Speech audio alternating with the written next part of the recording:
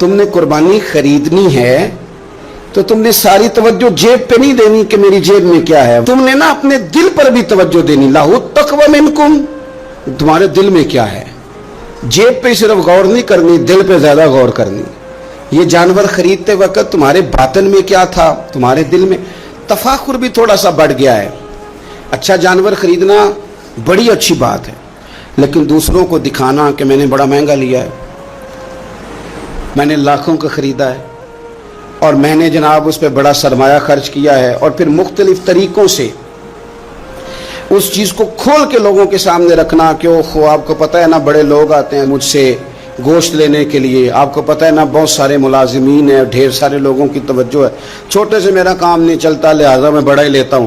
تو یہ عاجزانہ جملے نہیں، ضرورت کے جملے نہیں، بلکہ یہ تفاخر ہے، اور یہ تفاخر اللہ کی بارگاہ میں پسندیدہ نہیں ہے. انتہائی عاجزی کے ساتھ، انتہائی خلوص کے ساتھ، شوق کے ساتھ جانور کو خریدا جائے.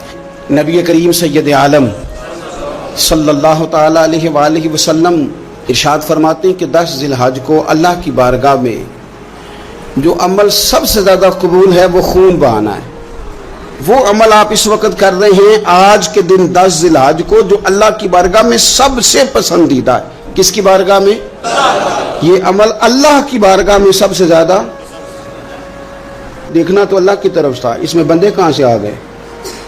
ہمارے بزرگ تو فرمایا کرتے ہیں یہ بھی نہ کہو کہ بچے تنگ کر رہے ہیں تو میں بکرا لینے آ گیا ہوں، یہ بھی لفظ نہ کہو. بچے نے شور کیا تھا کہ سب لے آئے آپ نہیں لائے، یہ بھی نہ کہو. تم اپنی نیت دیکھو، اس لیے کہ وہ نہ بچے کے شوق کے لیے لانا ہے، نہ پڑوسی پہلے لے آئے تو اب لے کے آنا، یہ بھی نہیں، بلکہ تم نے اپنے رب کی رضا کے لیے یہ کام کرنا. ان صلاتی و نسکی و محیایا و مماتی للہ رب العالمین. اے محبوب آپ کہیے کہ بے شک میری نماز، میری قربانی، میرا دنیا میں رہنا جانا اس رب کے لیے ہے جو تمام جہانوں کو پالنے والا ہے. آپ قربانی کا مزاج بنائیں کہ میں نے اللہ کی رضا کے لیے دینی ہے. پھر آپ محسوس کریں گے کہ آپ کی طبیعت بھی ٹھنڈی ہے. آپ محسوس کریں گے کہ آپ نے جو پیسے نکال کے قربانی کے لیے دیے تھے تو پیسے وہ کم نہیں ہوئے، بلکہ وہ پیسے برکت والے ہو گئے، وہ زیادہ ہو گئے.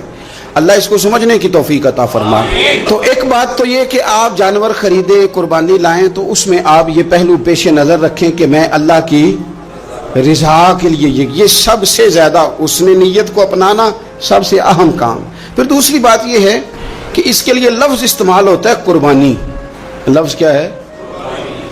قربانی کا مطلب ہوتا ہے اثار کرنا، ترجیح دے دینا دوسرے پہ، نہیں اپنے آپ سے دوسرے کو ترجیح دینا. کوئی چیز کسی کے لیے قربان کرنا، اللہ کی رضا کے لیے کچھ قربان کرنا. تو آپ نے تو اس کو قربان کرنا تھا، آپ نے قربان کر دیا، تو یہ اب فریزر میں کیا کر رہا ہے؟ اس کو تو کرنا تھا قربان. کہتے ہیں نا فلانے نے میرے لیے قربانی دے دی. میں عرف عام کی بات کر رہا ہوں. سیٹ پہ بیٹھے تھے 2-4 لوگ، بس میں چڑھ گئے، اب ایک بندہ اٹھ گیا، اس نے جگہ دے دی، اس کو کیا کہیں گے؟ اس نے میرے لیے، یہی ہے نا قربانی. وَيُؤْثِرُونَ عَلَىٰ أَنفُسِهِمْ وَلَوْ كَانَ بِهِمْ خَصَاصَةٌ. وہ دوسروں کو ترجیح دیتے ہیں اگرچہ انہیں شدید ضرورت بھی ہو. اثار کا تو یہی معنی ہے قربانی کا. تو قربانی کا مطلب تو یہ تھا کہ دے دی اللہ کی رضا کے لیے. گھر میں رکھنا جائز ہے، فریزر میں رکھنا. مجھ سے کوئی دوستوں نے مسئلہ پوچھا کہ محرم شریف میں قربانی کا گوشت کھا سکتے ہیں؟ میں نے کہا سفر میں بھی کھا سکتے ہیں، ربیع الاول میں بھی کھائیں. آپ کس نے منع کیا؟ ربیع الثانی تک کھائیں. پر یہ بتا دیں کہ کیا کسی نے کہا تھا کہ بعد میں گوشت ملے گا نہیں، دنیا میں ختم ہو جائے گا؟ اتنا لمبا چلانے کی ضرورت کیا تھی؟ اس کا تو معنی تھا قربانی کرنا. تو یہ تو دے دینا چاہیے تھا، اور دینا بھی تحفہ بنا کے نہیں چاہیے تھا کہ ایک پلیٹ کے اندر میں نے گوشت بھیجا، یار میں تیرے گھر بھیج رہا ہوں، گائے کا سنا ہے تو نے اونٹ کیا ہے، تو ادھر گائے کا چلا گیا، ادھر سے اونٹ کا آ گیا، ادھر سے بکرے کا چلا گیا، ادھر سے کٹے کا آ گیا. تو یہ جناب آپ اس طرح کر کے نہ اس کو کریں. آپ کو پتہ ہے، مجھے بھی پتہ ہے کہ میری اگلی گلی میں کتنے لوگوں نے قربانی نہیں کی، میری پچھلی گلی میں کتنے لوگوں نے قربانی نہیں کی. مجھے خبر ہوتی ہے میرے رشتہ داروں میں کون کون ہے، اتنا تو پتہ ہی ہوتا ہے نا کس کس حیثیت کا ہے. تو پھر یہ کہانی بنانے کی کیا ضرورت ہوئی کہ جی بانٹ دیا تھا، بس وہ خاص خاص گوٹیاں بچا کے رکھی تھیں. وہ اس سے کہا تھا کہ رانے نہ کاٹنا، باقی سارا کاٹ لینا. وہ اس کے لیے جگہ بنا لی تھی. پوچھ لیں الیکٹریشین سے آپ کہ قربانی کے دنوں میں صرف بکروں والوں کے پاس ہی رش نہیں ہوتا، فریج والوں کے پاس بھی رش ہوتا ہے، فریزر والوں کے پاس بھی رش ہوتا ہے۔ نہ کریں ایسا، جب احصار کر دیا دے دیا، غرباء کو تلاش کریں، مل جائیں گے، اور ان کو آپ زیادہ دینے کی کوشش کریں تاکہ کچھ دنوں کے لیے وہ استعمال کر سکے، کچھ دنوں کے لیے۔ میں نے یہ دیکھا ہے کہ جو لوگ بیچارے تھوڑے سے بھی خوددار ہوتے ہیں وہ بچتے ہیں کہیں شاپر لے کے جانے میں، اور جو لوگ روٹین میں دے رہے ہوں کسی سال انہیں مس کرنا پڑ جائے تو وہ پریشان ہوتے ہیں۔ ایسے لوگوں تک پہنچنا اور اس انداز میں پہنچنا کہ ہم یہ تحفہ پیش کرنا چاہتے ہیں، یہ بڑی خیر کی بات ہے۔ تھوڑی توجہ کریں اور ان لوگوں کو تلاش کریں۔ اب یہ حالات جو کچھ سالوں سے بنے ہیں یہ حالات تشویشناک ہیں۔ امیر آدمی کا تعلق امیروں کے ساتھ بن جاتا ہے تو اسے محسوس نہیں ہوتا کہ بل آئے تو کتنی پریشانی ہوتی ہے، اسے محسوس نہیں ہوتا کہ کچن چلانا کتنا، تعلق بن جاتا ہے نا امیر لوگوں کے ساتھ۔ یعنی جو امیر لوگ ہیں ان کے گھروں میں یہ ڈسکس کبھی نہیں ہوتا ہوگا کہ لاہور جانے کا کرایہ بڑھ گیا، کبھی نہیں ڈسکس ہوتا ہوگا، کیونکہ وہ کبھی بھی بس پہ بیٹھ کے لاہور جاتے ہی نہیں۔ یہ ان گھروں میں ڈسکس ہوتا ہے جن گھروں میں کرایہ دینا پڑتا ہے۔ تو کمر توڑ مہنگائی ہے، چیزیں لوگوں کی پہنچ سے دور ہوتی جا رہی۔ اس موسم کے اندر اللہ نے کچھ لوگوں کو موقع دیا ہے کہ وہ پوری گائے ذبح کریں گے، وہ پورا اونٹ ذبح کریں گے، وہ کئی بکرے کاٹیں گے۔ تو بھئی آپ تو کھاتے رہتے ہیں، اب ادھر سفر کریں جن لوگوں کے پاس یہ سارا سال چیزیں اس وافر انداز میں میسر نہیں ہوتی، ان کے ہاں آپ جائیں، آپ وہاں ان چیزوں کو بانٹیں اور تھوڑے شوق کے ساتھ بانٹیں۔ جب آپ بانٹتے وقت چہرے پہ سلوٹ لے آتے ہیں نا، آپ لوگ ابھی آ گئے، ابھی تو گوشت بنایا بھی نہیں، آپ کو دیں گے، مل جائے گا، آپ کی جو چہرے کی سلوٹیں ہیں، لفظوں کا ترش ہونا ہے، وہ کئی دفعہ وہ مزہ خراب کر دیتا ہے۔ مزے کو خراب نہ کریں، آپ چلے جائیں۔ کوئی ضروری نہیں ہے کہ آپ لوگوں کی گردنیں جھکا کے خوش ہوں، یہ کوئی کام نہیں ہے کہ کوئی آپ کے سامنے جھولی پھیلائے تو آپ کہیں میں بہت بڑا آدمی ہوں، یہ کوئی کمال ہے؟ یہ آپ کس چکر میں پڑ گئے؟ یہ اللہ کی مخلوق ہے، ہمارے دینے سے کیا لوگ روز روٹی کھاتے ہیں، میرا رب ہی عطا کرتا ہے تو مخلوق پیٹ بھر کے کھاتی ہے۔ تو اگر آج اللہ نے ہمیں ذریعہ بنا دیا ہے تو ہمیں پھر یہ رویہ اختیار، قربانی ہے کیا؟ صحابہ نے پوچھ لیا ما ھذہ الاضحیہ، حضور قربانی کیا ہے بتائیے۔ اب قربانی کا ایک سادہ مفہوم ہے کہ مخصوص جانور مخصوص وقت میں اللہ کے قرب کی نیت سے ذبح کرنا قربانی ہے، اور اس میں بتا دیا گیا کہ گائے بھینس اور بھیڑ بکری اور اونٹ، اور اس میں ساری اقسام شامل ہیں، نر بھی مادہ بھی خصی بھی غیر خصی بھی، سارا کچھ شامل ہے۔ یہ بھی ایک جملہ تھا، بتا دیا جاتا۔ پوچھا یا رسول اللہ قربانی کیا ہے؟ پتہ ہے حضور نے فلسفہ کیا بیان کیا؟ فرمایا سنتی ابیکم ابراہیم، یہ تمہارے باپ جناب ابراہیم کا طریقہ ہے، قربانی جناب ابراہیم کا، یہ حضور نے بیان کیا۔ تو صحابہ نے اس کی حضور طریقہ ہے حضرت ابراہیم کا، تو ہمیں کیا ملے گا؟ فرمایا ہر بال کے بدلے اللہ نیکی عطا فرمائے، جانور کے بدلے نہیں، جانور کے ہر۔ تو حضرت ابراہیم نے قربانی کیسے کی؟ قرآن مجید ہے اور سورہ صافات ہے، حضرت ابراہیم کی قربانی بھی قرآن نے بیان کی۔ بات کہاں سے شروع ہوئی؟ جناب ابراہیم نے دعا مانگی ربی حب لی من الصالحین، اے اللہ مجھے صالح بیٹا عطا فرما۔ اولاد کی طلب صرف ماں کو نہیں ہوتی، باپ کو بھی بڑی ہوتی ہے۔ یہ الگ بات ہے بچے سپورٹر ماں کے ہوتے ہیں، باپ کو بھی بڑی طلب ہوتی ہے۔ ربی حب لی من الصالحین، اللہ مجھے صالح اولاد عطا فرما، پہلے دعا مانگی۔ رب فرماتا ہے فبشرناہ بغلام حلیم، ہم نے انہیں عقل مند بیٹے کی خوشخبری عطا فرمائی۔ انہوں نے صالح بیٹا مانگا، اللہ نے حلم والا بیٹا عطا کیا، بیٹا مل گیا۔ فلما بلغ معہ السعی، پھر جب بیٹا ان کے ساتھ کام کرنے کے قابل ہو گیا، بندہ رات کو تھکا ماندہ گھر آئے نا تو بیٹا تھوڑا سا بڑا ہو جائے تو اس کو چارپائی پہ لیٹا دیکھ کے ابا بڑا راضی ہوتا ہے۔ چلے زیادہ شاعروں نے شان اماں کی لکھی ہیں، اس میں شک کوئی نہیں، انہوں نے نہیں ابا کی طرف توجہ دی، ان کی مرضی ہے، تو زیادہ باتیں اماں کے حق میں ہوئی، پر باپ اور بیٹے کا پیار، بیٹے اور باپ کا پیار، اگر یہ آیتیں قرآن پاک کی کبھی سمجھ میں آ جائیں تو شاید عشق کی ساری داستانیں ختم ہو جائیں۔ بیٹا بھی اپنے باپ سے بڑا ہی پیار کرتا ہے، باپ بھی اپنے بیٹے سے بڑے یہ دعا حضرت ابراہیم نے مانگی، یا اللہ صالح بیٹا دے۔ اللہ نے پھر کہا کہ میں نے خوشخبری دی ہند والے بیٹے کی، فلما بلغا ماہ سعیا، پھر بیٹا جب ساتھ چلنے کے قابل ہو گیا، قال یا بنی انی ارا فی المنام، کہا اے بیٹے میں نے خواب دیکھی ہے، کیا؟ انی اذبحک، میں تجھے ذبح کر رہا ہوں، فانظر ماذا تری، بیٹے تیری رائے کیا ہے؟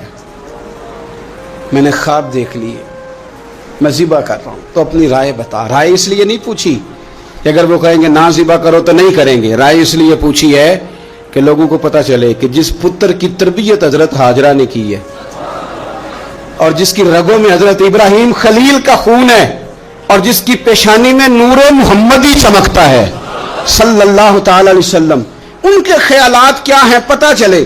اور یہ پوچھا بھی اس لیے تاکہ لوگوں کو سمجھ آ جائے کہ اگر حضرت ابراہیم ذبح کرنے کو تیار تھے تو جناب اسماعیل ذبح ہونے کو تیار، لوگوں کی سمجھ میں بات آ جائے۔ فانظر ماذا تری، تیری کیا رائے ہے؟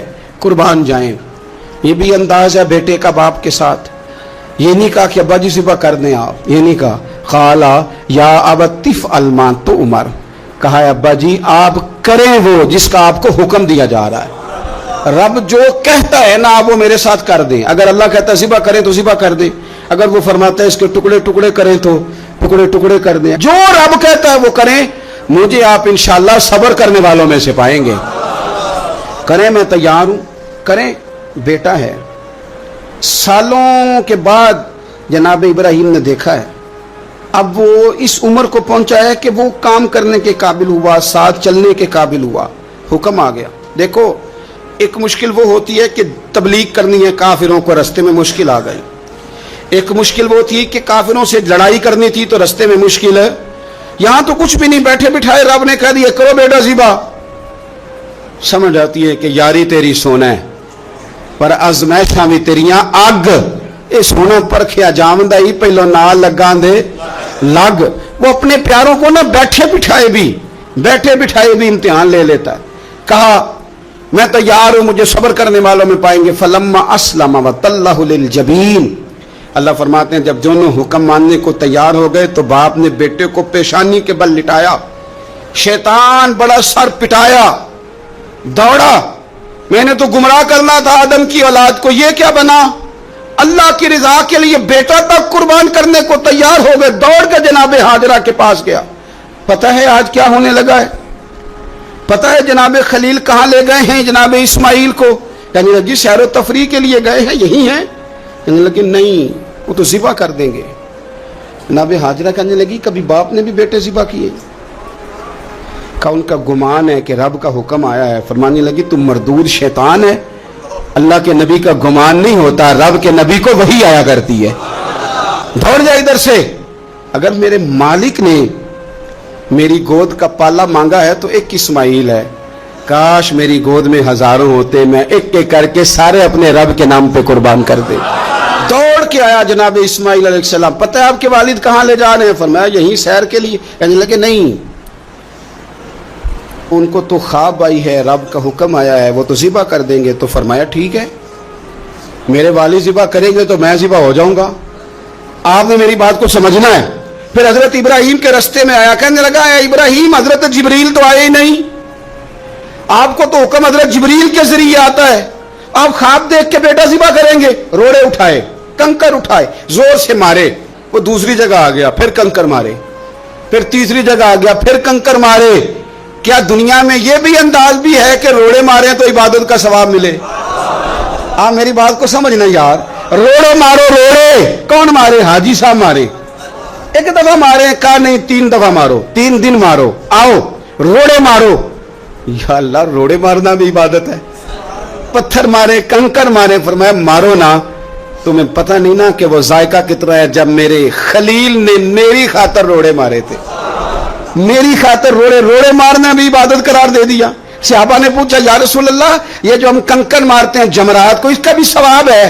فرمایا یہ تو تمہیں میزان عمل میں قیامت کے دن پتہ چلے گا نا اجر کتنا ہے، یہ تمہیں تب پتہ چلے گا۔ روڑے مارے حضرت ابراہیم خلیل نے۔ فلما اسلم وتلہ للجبین، دونوں تیار ہو گئے. باپ نے بیٹے کو پیشانی کے بل لٹایا. مفسرین کہتے ہیں خود کہا تھا جناب اسماعیل نے, ابا جی سیدھا لٹا کے ذبح نہ کرنا, ہو سکتا ہے چہرہ دیکھیں تو آپ سے چھری نہ چلائی جا سکے.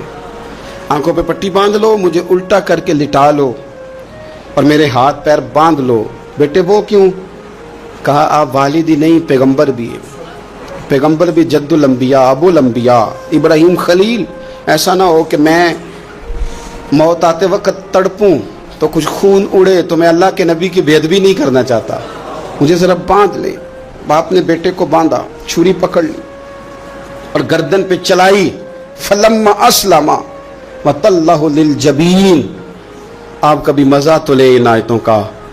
دونوں تیار ہو گئے. باپ نے بیٹے کو گردن کے بل لٹا لیا. ونادیناہ ان یا ابراہیم. رب فرماتے ہیں ہم نے آواز دی اے ابراہیم. آپ کبھی دیکھیں کوئی بندہ کام کر رہا ہو تو پیچھے سے کوئی دیکھنے والا آواز, او ٹھہرنا ٹھہرنا ٹھہرنا ذرا مزہ لے. ونادیناہ ان یا ابراہیم. اللہ فرماتے ہیں ہم نے آواز دی اے ابراہیم. قد صدقت الرؤیا. آپ نے تو خواب سچ کر دکھایا ہے. اے ابراہیم آپ نے تو خواب سچ کر دکھایا. اِنَّا كَذَلِكَ نَجْزِي الْمُحْسِنِينَ. ہم اسی طرح نیکوں کو بدلہ دیتے ہیں. اِنَّ هَذَا لَهُوَ الْبَلَاءُ الْمُبِينُ. بے شک یہ بڑی آزمائش تھی, بے شک یہ کھلی آزمائش تھی. میں نے کہا تھا قرآن کی آیتوں کا بھی مزہ لیا کریں. یہ کھلی آزمائش تھی. جب آزمائش لینے والا کہتا ہے آزمائش کھلی تھی اور دینے والے نے سچ کر دکھائی تو پھر حضرت ابراہیم کی شان دیکھی نا کتنی بلند ہے. لینے والا کہتا ہے آزمائش کھلی تھی. وَفَدَيْنَاهُ بِذِبْحٍ عَظِيمٍ. اور ہم نے انہیں بچا لیا فدیے میں عظیم ذبیحہ دے کر. اللہ نے نا پھر دمبا بھیجا جنت سے. حضرت ابراہیم نے چھری چلا دی تھی, روکی کوئی نہیں, چھری چلا دی اور جب بری طرح ذبح ہو گیا تو آنکھیں کھولی تو آپ نے دیکھا کہ نیچے دمبا ذبح ہوا پڑا ہے اور جناب اسماعیل دور کھڑے مسکرا رہے ہیں.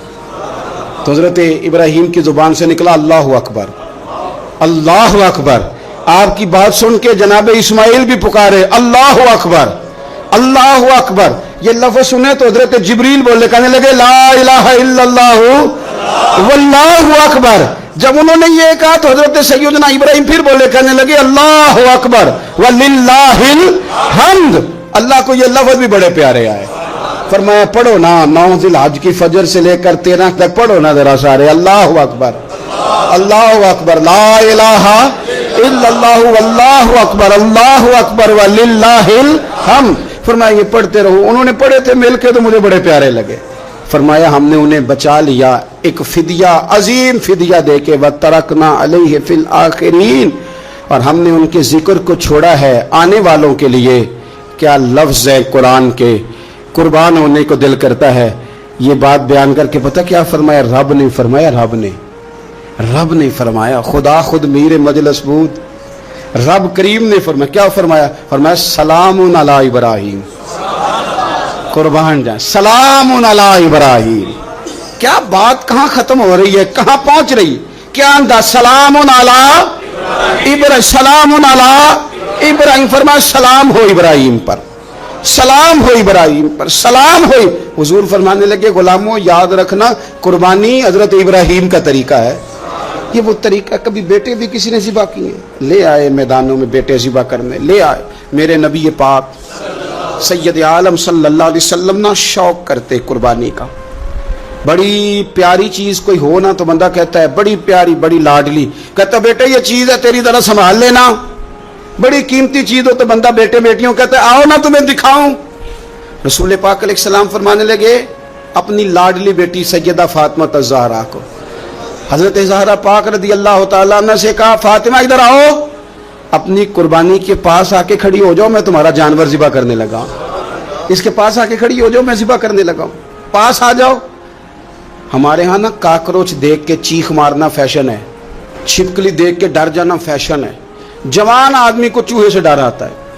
تو میں نے کہا میاں تو جہاد کیسے کرے گا؟ اوہو بکرا ذبح ہو رہا ہے, پیچھے ہٹ جاؤ پیچھے ہٹ جاؤ. کیوں جی؟ کہتے ہیں میں پڑھا لکھا جو ہوں, میرے وہ پیسے جو ہیں. کیا بات کرتے ہیں آپ. دنیا میں سب سے نازک اور لطیف جسم میرے رسول پاک کا ہے, اور حضور اپنے دست مبارک سے جانور ذبح کرتے تھے. سب سے زیادہ نرم دل اللہ نے حضور کو دیا ہے.